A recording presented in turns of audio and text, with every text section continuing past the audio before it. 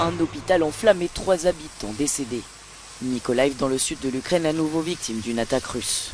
La plus violente depuis le début de la guerre, laissant ce cratère là où des civils blessés pourraient être soignés.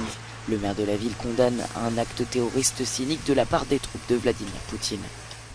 Sur la ligne de front, les bombardements n'en finissent plus et les tirs d'artillerie poussent les Ukrainiens à fuir.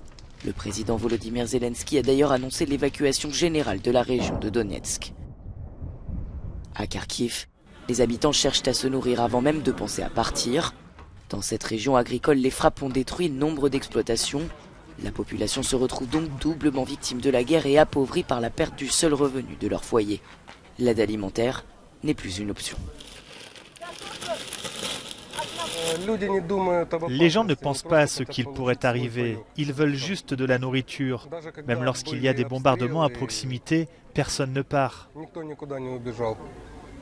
Ces dernières semaines à Kherson, les forces ukrainiennes ont lancé une contre-offensive contre des positions militaires russes, provoquant la destruction de ce pont, une voie cruciale pour l'approvisionnement des troupes de Moscou.